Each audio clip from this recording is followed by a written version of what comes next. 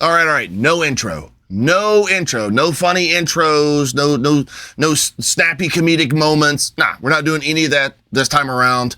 Hollywood, I'm putting you on notice. This is ridiculous. Say what again?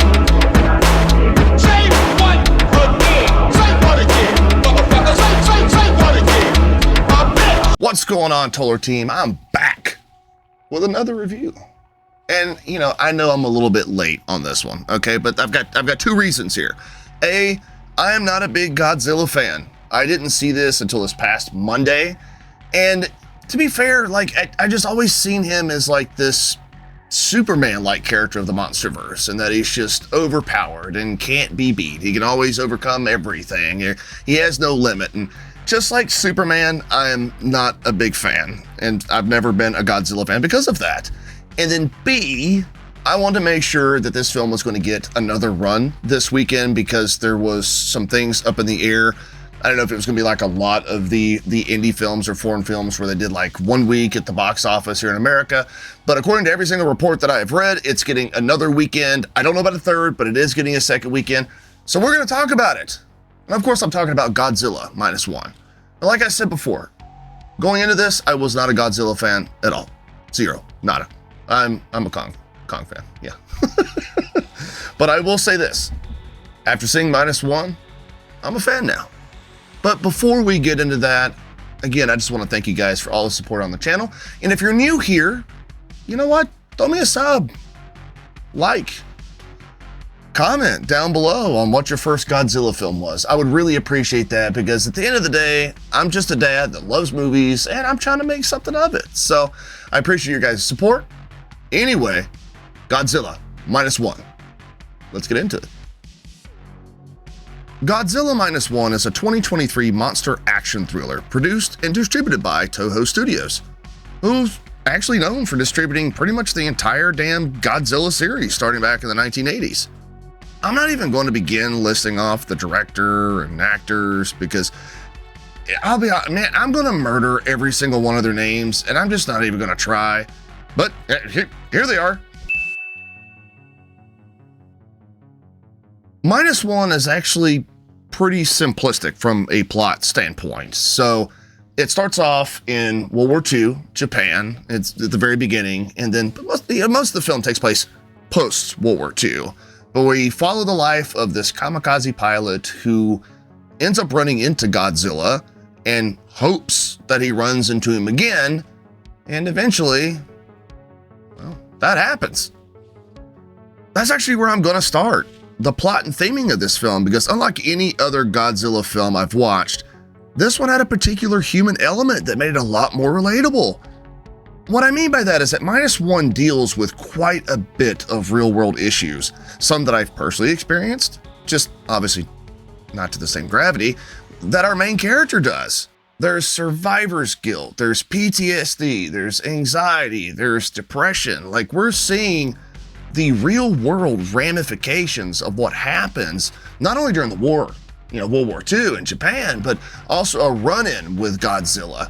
And the thing that I really liked about this film was that it was a complete polar opposite of what we get here in America, right?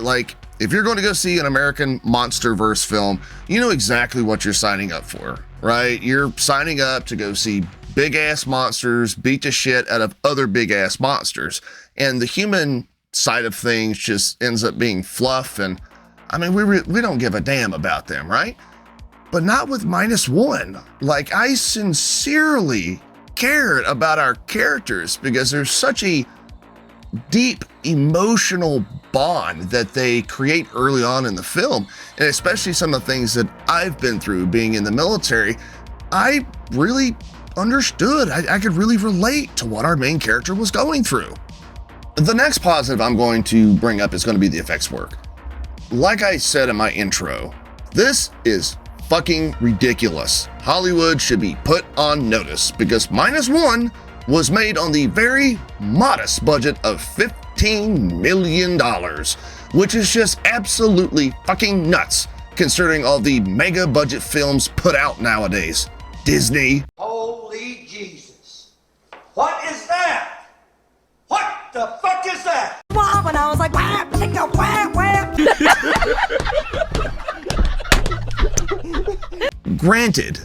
Granted, you can tell in certain scenes and sections that they did cut some corners, that, things don't look as crispy as they should. But like I said, it's a $15 million film, right? And this film could be directly compared to what we're getting nowadays. I wouldn't even say directly compared. It's better by a fucking long shot. I don't know if, my buddy Tom put this in a very proper way. I don't know if the American film industry is like a big money laundering scheme or something like that, but there should be no fucking reason in hell why a $15 million film looks better than a $300 million film that Disney is pumping down the fucking pipeline. It's ridiculous. And so I've got to commend them. I've got to commend the effects team. They did an excellent job with -1.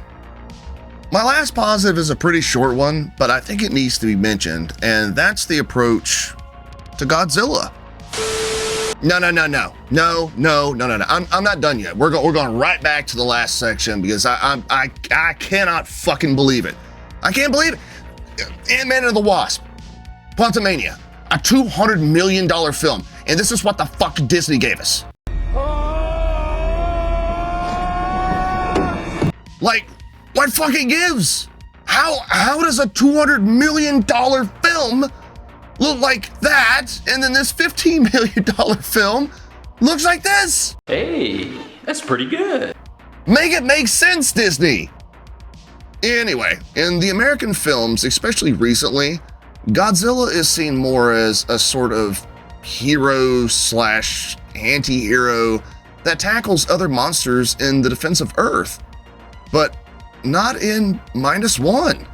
Godzilla is without a shadow of a doubt the main antagonist of this film. Like, our main characters are absolutely terrified of him.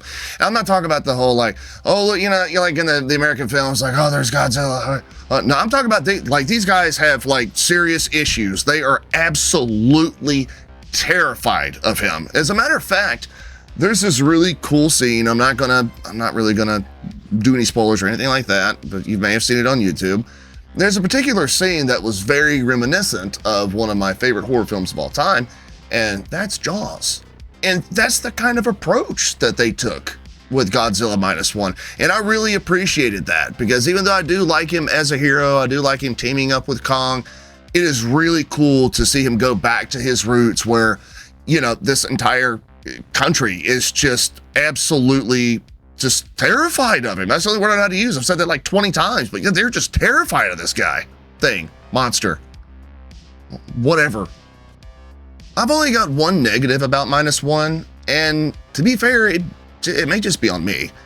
I had a very similar issue with When Evil Lurks, and that review is linked up above. Actually, I can do that now. I'm a YouTuber, Mom.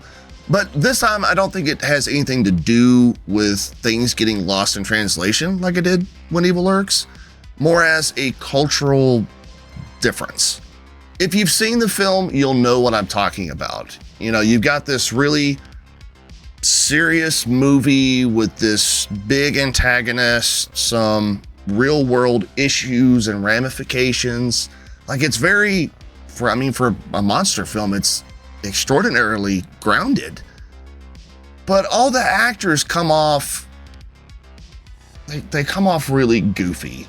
And the thing is, it just isn't one cast member, it's literally all of them. So I don't know if this was a creative choice or if, like I said, it's a cultural thing, and I don't mean to offend. But I'll admit, even though for most of the film I was pulled into everything, because like I said, there is a lot of just real world ramifications and it being grounded, there were just some parts that I got taken out of because the performances didn't necessarily match the tone of what was happening. But the question is, should you take your hard-earned dollar and go to the theater this weekend to support this? I'm gonna call it, isn't it really indie, but just a small movie, I guess you could say. But should you support it? Abso-fucking-lutely. This film is fucking awesome.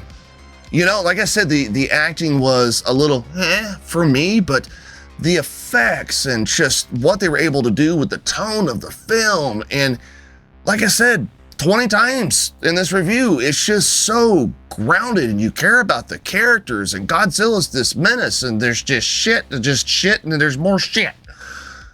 It's really fucking good. Yeah, it's really good. And you should go check it out, because if you don't, you're gonna miss out on, I would say, a top 10 film this year, top 5 this year. Like, it's up there. It really is. And I'm a Godzilla fan now. Based on this film, I am a Godzilla fan. And also, I want to address something, because I did my research. I saw people talking about how Godzilla doesn't run, and they were talking about that when the Kong x Godzilla trailer came out. Yeah, he does run. I've seen it. Shut up. Anyway, I appreciate you guys for checking out my review. I'll talk to y'all later. Hey, whoa. Real quick. If you like what you heard, or maybe you didn't, or at the very least you think I have the best button downs on YouTube, do me a favor. Throw a like up there. Maybe comment down below about how much I suck. I don't fucking care. And, you know, if you feel extra special, sub if you want to listen to me talk some shit in the near future. Anyway, I appreciate y'all for stopping by, and I'll talk to you later.